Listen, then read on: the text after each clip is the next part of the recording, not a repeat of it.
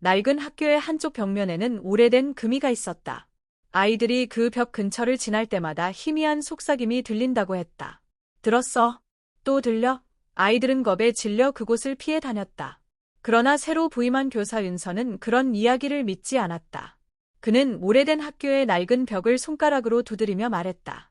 이건 단순한 구조 문제야. 하지만 그 순간 차가운 바람이 교실 안을 스쳤다. 창문은 닫혀 있었다. 윤서는 점심시간에 혼자 교실을 청소하며 벽을 유심히 바라봤다. 그 금은 단순히 균열이 아니었다. 금 사이로 검붉은 얼룩이 배어 나오고 있었다. 가까이 다가가 코를 대자 썩은 냄새가 느껴졌다. 피와 곰팡이가 섞인 듯한 역한 냄새였다. 그때 벽 안쪽에서 뭔가 긁히는 소리가 들렸다. 쓱, 벽을 손톱으로 긁는 듯한 소리. 윤서는 급히 물러났다. 하지만 아무도 없었다. 그날 밤, 그는 학교 기숙사에서 잠을 이루지 못했다. 창문 밖에서 들려오는 빗소리 사이로 낮에 들었던 그 소리가 다시 들렸다. 쓱쓱, 이번에는 분명히 들렸다. 그는 손전등을 들고 복도를 걸었다. 어둡고 조용한 복도 끝, 벽이 있는 교실 문이 살짝 열려 있었다. 문틈 사이로 희미한 붉은 빛이 새어나왔다. 누가 있습니까? 윤서가 물었다. 대답은 없었다. 대신 벽 안쪽에서 낮은 숨소리가 들려왔다. 그는 조심스럽게 교실 안으로 들어갔다. 빛은 벽에서 새어나오고 있었다. 균열 사이로 빨갛게 빛나는 무언가가 있었다. 가까이 다가가 손전등을 비췄다. 벽 틈 속에는 누군가의 눈이 있었다. 그것은 확실히 사람의 눈이었다. 하지만 눈동자는 움직이지 않았고 썩어 문드러진 살점 사이로 말라붙은 피가 보였다.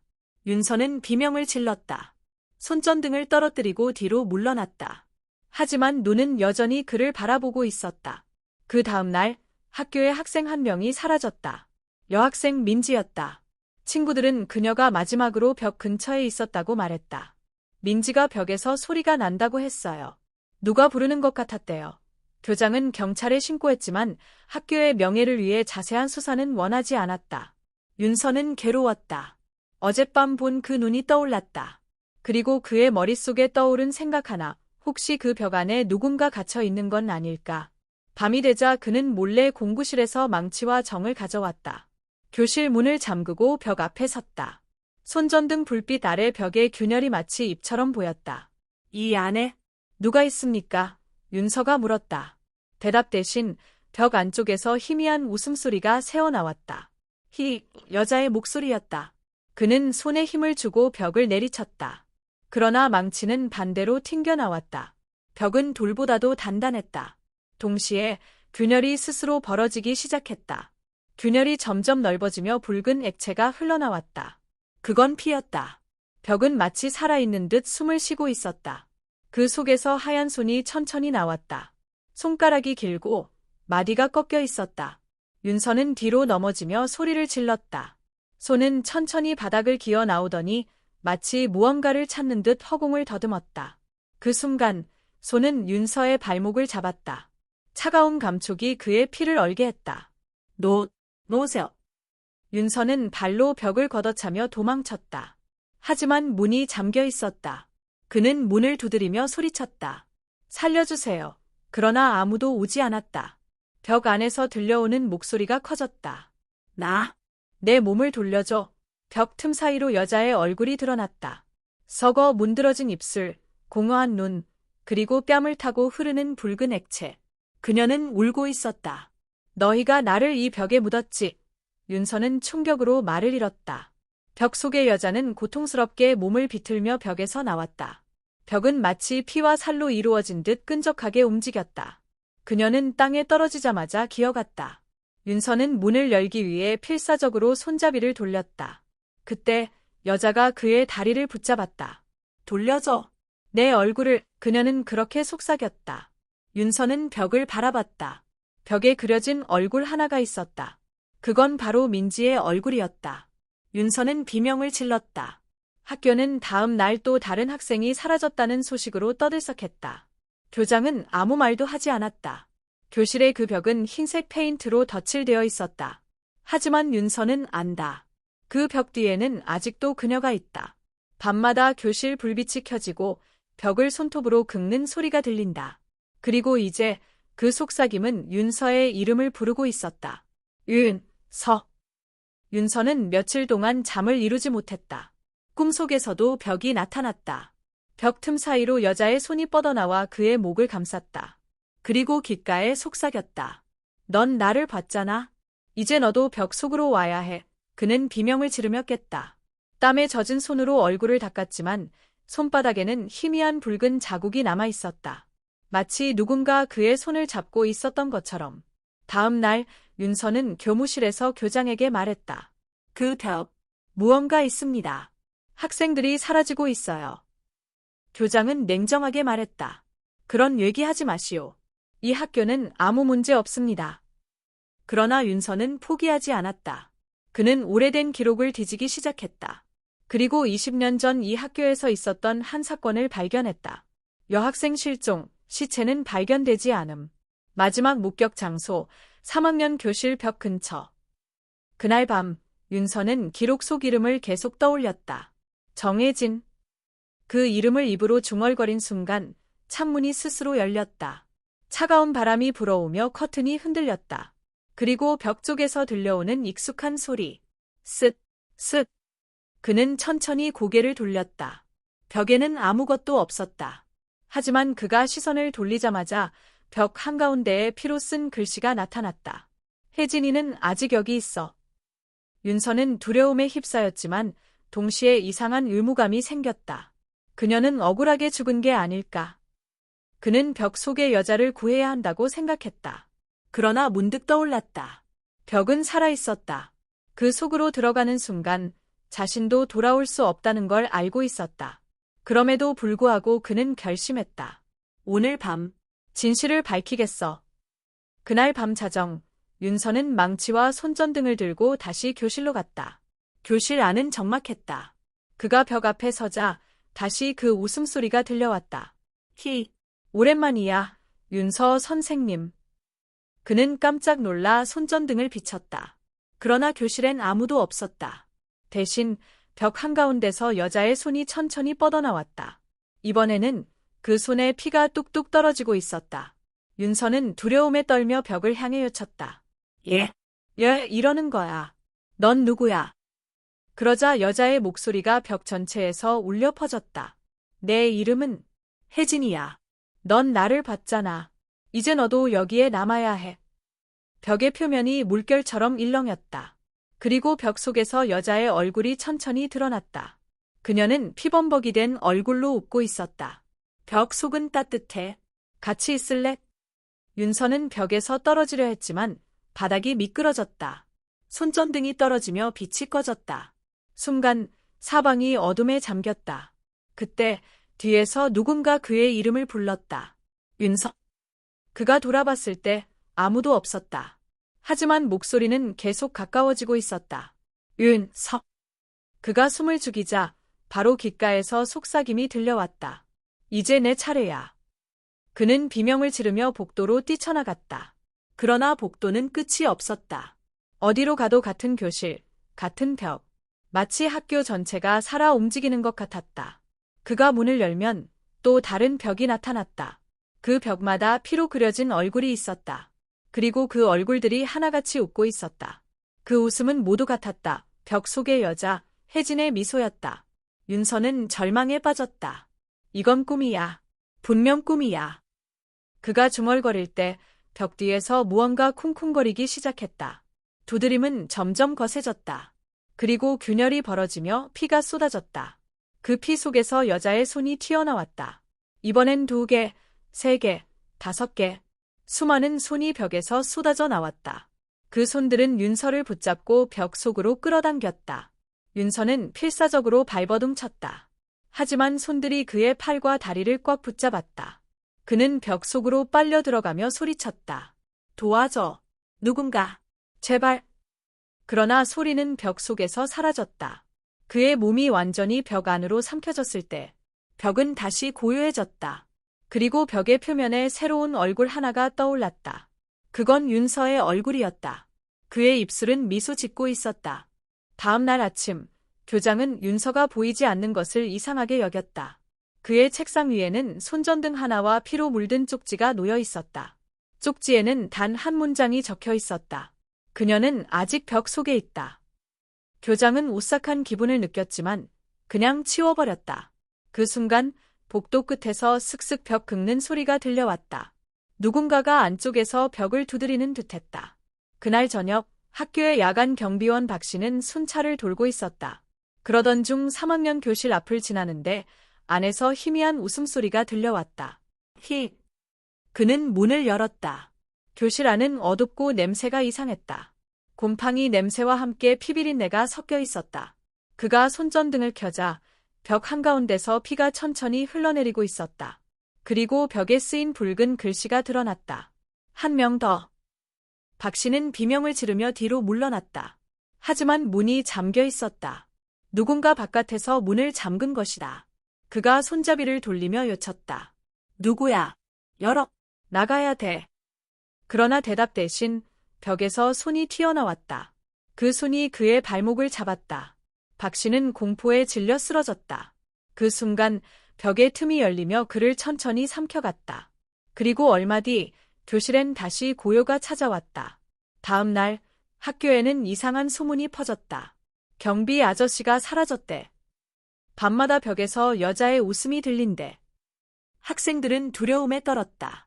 그러나 교장은 아무 일도 없다는 듯 말했다. 그만들 떠들어라. 학교는 정상이다. 하지만 그날 밤 교장의 방 벽에서도 희미한 손자국이 나타나기 시작했다.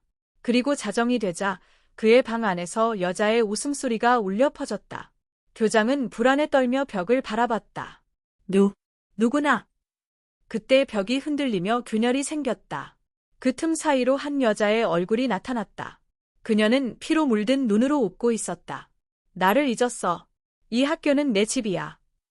교장은 공포에 질려 쓰러졌고 다음 날 그의 자리는 비어 있었다. 책상 위에는 혜진이라는 이름만 피로 남아 있었다. 며칠 후 학교는 폐쇄되었다. 하지만 근처 주민들은 여전히 학교 안에서 웃음소리를 들었다. 밤이 되면 창문마다 누군가 서 있는 그림자가 보였다. 그림자는 모두 같은 모습이었다. 긴 머리, 하얀 얼굴, 피 묻은 입. 사람들은 그 학교를 웃는 벽의 학교라 부르기 시작했다. 그 후로 아무도 그곳에 들어가지 않았다. 적어도 겉으로는 그랬다. 몇 년이 지나 도심 재개발로 인해 학교 철거가 결정되었다. 철거 인부들이 학교에 들어왔을 때 공기가 묘하게 차가웠다. 한 인부가 말했다. 이상하네. 누가 벽 속에서 웃는 소리를 내. 다른 인부가 비웃었다. 겁먹었나? 그냥 바람소리지.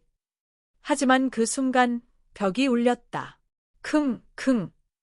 그리고 벽 틈 사이로 피가 흐르기 시작했다. 인부들이 놀라서 도망치려는 순간 벽이 터졌다. 그 안에서 수많은 손이 튀어나왔다. 그 손들 중 하나는 윤서의 손이었다. 그의 눈은 비어 있었고 입은 미소를 짓고 있었다. 이제 우리랑 같이 있자. 인부들은 공포에 질려 달아났지만 몇 명은 다시 돌아오지 않았다.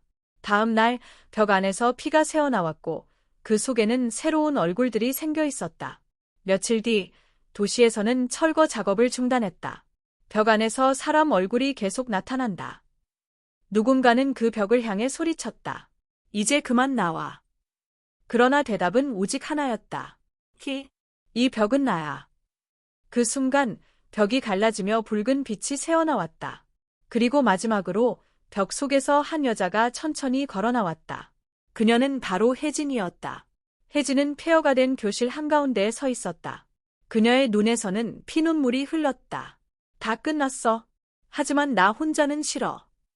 그녀가 미소를 지으며 벽을 향해 손을 내밀자 벽 전체가 피처럼 붉게 물들었다. 그리고 그 속에서 윤서, 교장, 경비원, 모든 사람들이 하나씩 모습을 드러냈다. 그들의 얼굴은 모두 웃고 있었다. 이제 모두 함께야. 그때 학교 전체가 흔들렸고 이내 완전히 사라졌다. 단지 붉은 벽돌 몇 개만 남았다.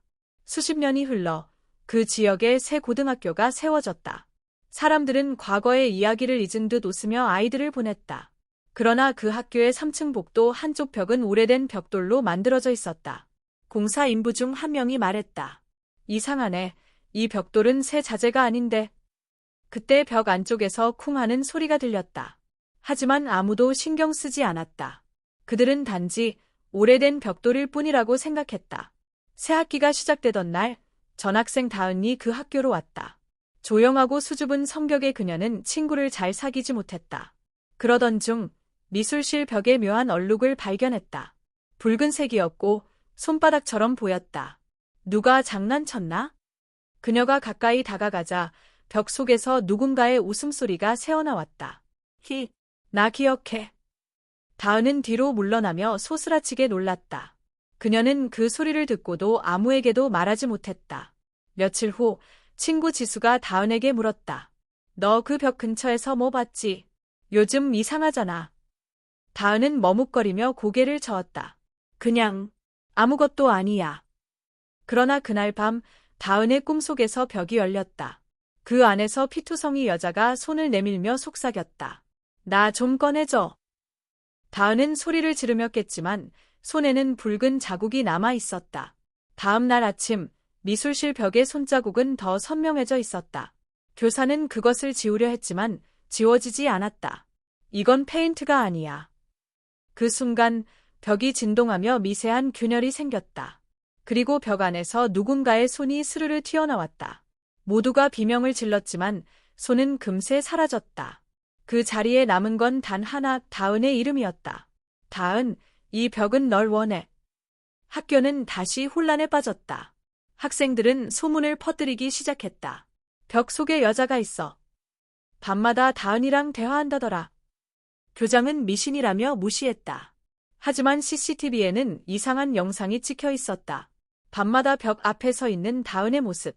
그녀는 웃으며 벽을 쓰다듬고 있었다. 그리고 마지막 장면, 다은이 벽 속으로 천천히 들어갔다. 다음 날, 다은은 사라졌다. 벽에는 피로 써진 문장만 남아 있었다. 다시 시작이야. 그날부터 벽에서는 매일 웃음소리가 들렸다. 히, 새로운 친구. 교사는 CCTV를 보고 경악했다. 화면 속 벽 틈 사이에 여러 명의 얼굴이 있었다. 모두 웃고 있었다. 그중 하나는 분명히 다은이었다. 이 사건 이후 학교는 또다시 폐쇄되었다. 하지만 이번에는 아무도 벽을 부수려 하지 않았다. 왜냐하면 부수는 순간 더 많은 손이 나온다는 걸 알았기 때문이다. 밤이 되면 벽 안에서 여자의 노래소리가 들렸다. 지금 벽 안은 따뜻해. 들어올래? 근처 주민들은 그곳을 피했고 아이들은 벽 속의 학교라 부르며 무서워했다. 그러나 몇몇 용감한 학생들이 몰래 들어갔다. 그리고 그들은 다시는 돌아오지 않았다. 도시 당국은 학교 철거를 명령했다. 중장비가 벽을 향해 다가갔을 때 엔진이 멈췄다. 운전기사는 이상한 속삭임을 들었다. 멈춰. 여긴 내 집이야.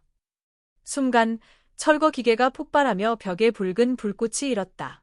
그 불빛 속에서 여자의 형체가 드러났다. 그녀는 여전히 미소를 짓고 있었다. 이 벽은 절대 사라지지 않아. 그 후로 수년 동안 그 자리에는 아무것도 세워지지 않았다. 하지만 밤마다 이상한 일이 일어났다. 지나가던 사람들은 벽돌 잔해 속에서 여자의 얼굴을 봤다고 했다. 어떤 이들은 귀에 속삭임을 들었다고 했다. 넌 벽을 두드렸지. 그리고 다음 날 그 사람들은 모두 사라졌다. 남은 건 그들의 핸드폰과 붉은 손자국뿐이었다. 현재 인터넷에는 벽 속의 여자에 대한 영상이 퍼지고 있다. 영상 속엔 누군가 버려진 학교를 촬영하며 벽을 두드리는 장면이 나온다. 그때 벽 안에서 여자의 얼굴이 천천히 나타난다. 그녀는 피 묻은 미소로 카메라를 바라보며 말했다. 이제 내 차례야. 그리고 영상은 끊겼다. 댓글에는 같은 문장이 달렸다. 벽이 날 부르고 있어. 그 영상은 하루 만에 조회수 100만을 넘겼다. 사람들은 그것을 단순한 괴담이라며 흥미롭게 봤다. 그러나 영상을 본 사람들 중 일부는 이상한 일을 겪기 시작했다. 밤마다 벽에서 두드리는 소리를 들었다고 했다. 킁, 킁. 그리고 다음 날 그들의 방 벽에 붉은 자국이 생겨 있었다. 점점 자국은 커지고 그 안에서 웃는 얼굴의 형태가 나타났다. 사람들은 공포에 질렸지만 아무도 영상을 삭제하지 않았다. 왜냐하면 삭제하려 하면 벽이 울렸기 때문이다. 한 남자는 영상 속 소리가 실제로 들린다고 주장했다.